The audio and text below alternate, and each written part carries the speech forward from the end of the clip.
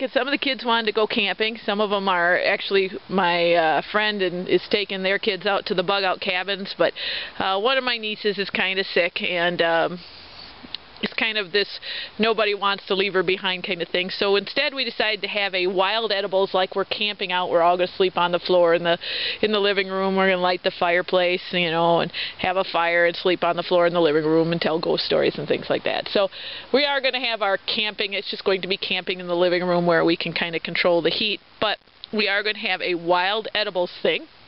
So my brother took the kids down fishing. He came down and said, we're all going to go fishing. So they went out and got all the kids, and they're all going out fishing, and I'm coming out to gather up some wild edibles. And one of our favorite spring wild edibles is the Fiddlehead. And the safest fiddlehead, well, we got two safe fiddleheads, but our safest fiddlehead that is easily gathered is the Ostrich Fern Fiddlehead. So I'm going to show you this. Let me grab my baggie. Here, I'm going to come up here where maybe some of those fronds are a little broken up, so I thought I'd show you. These are the old last year's fronds. These are the fertile fronds of the ostrich feather, or ostrich fern feather, the ostrich fern, and they look. The old timers used to think they look like ostrich plumes. So when you see these, and you usually see them in a colony, you can see this is an old fence row here, and there's a whole colony that grows down and along it. And when you see those, you know that you found a colony of ostrich ferns. And down at their base, they all seem to come up from a base, and I'm going to try to describe what a ostrich fern fiddlehead looks like. I've got one that's a little further up over here, so we're going to come over here. Just in case you come along and you see, you can usually find, you can see how these all kind of come up from the same base. That's usually how ostrich ferns come up.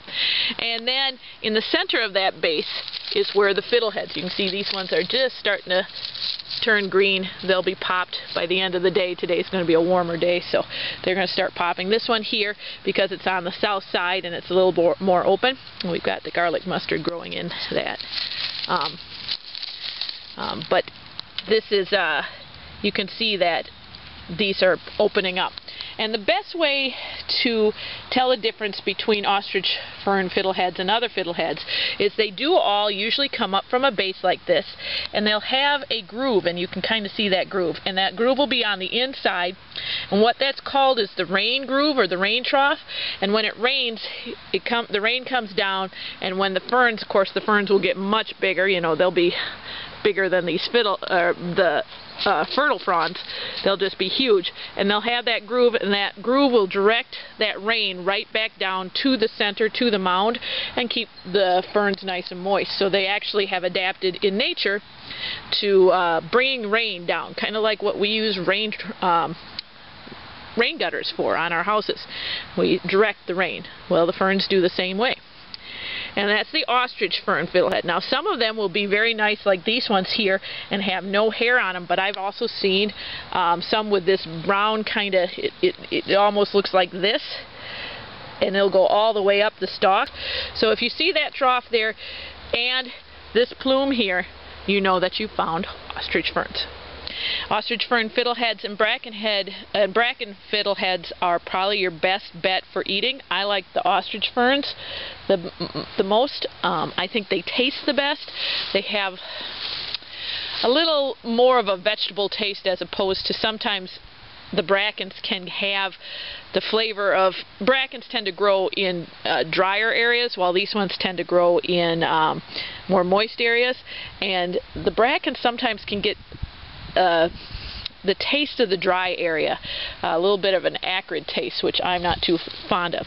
But to gather these guys, you want them, this is about as big, let me see, what can I do here with this?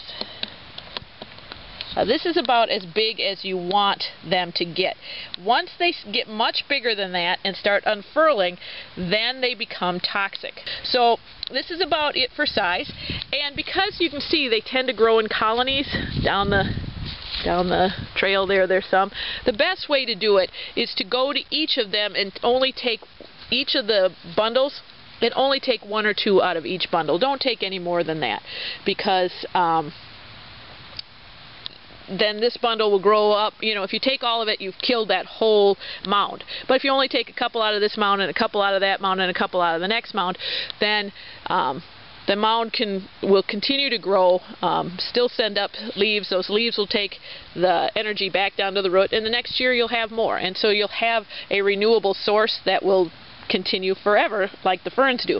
But if you wipe out a whole mound of them, of course, that's done. Next year, no ferns.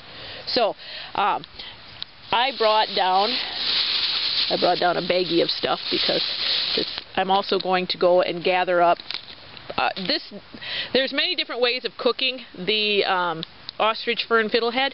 Ostrich fern pie is one of the very good one. You can pretty much anything that you can think of that you use asparagus for, you can use the fiddleheads for as well.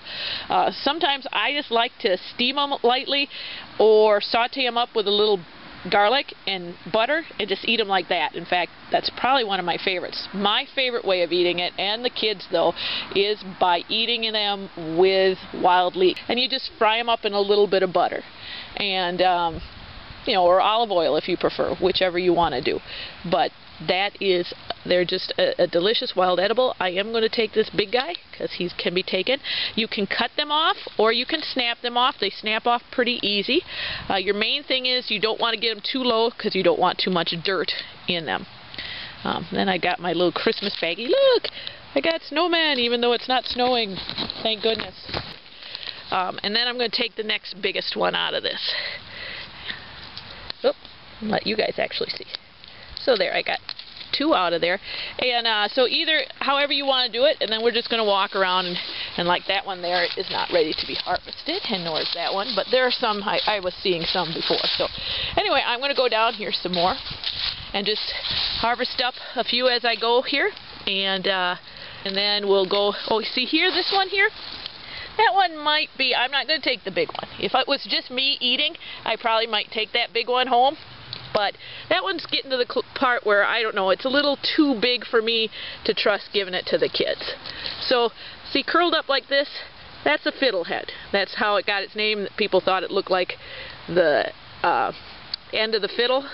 Well, this one's starting to uncurl. You can even see the bottom of the ferns here. That's getting a little bit too big for me, so that one I'm going to leave here. So, and the rest of those aren't ready to be taken, so I'll move myself down. And then I'll take you home and I'll show you cleaning these guys and cooking them up. Okay, every now and then when I'm talking about the ostrich fern fiddlehead, I will talk about the papery skins and how you want to clean that off. And that's just simply these little, they're kind of look like a brownish papery like, I mean, they're very thin little pieces of plant material, and these are some of the things that helps protect the ostrich fern fiddlehead from getting froze because they come up so early in the year. So you want to clean that off, and it cleans off pretty easy. You're also going to want to clean off any black parts, because if it does get frost burned, parts of them, the ferns will get a little black, it'll die off. Little pieces, I don't think I have any here I was going to show you.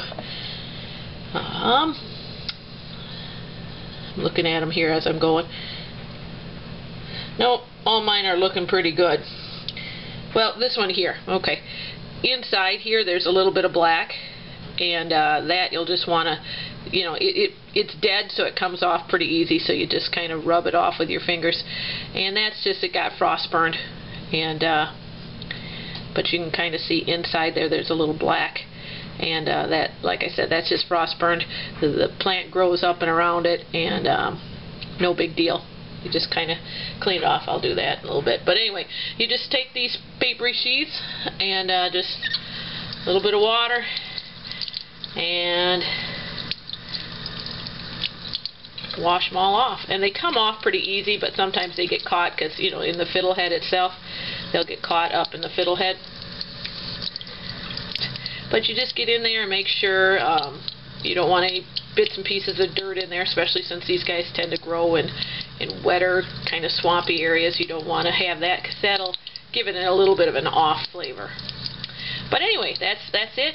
I'm going to go through and clean all my fiddleheads here. Get that black out of there. And get these things all processed, and I'll show you how I'm going to cook.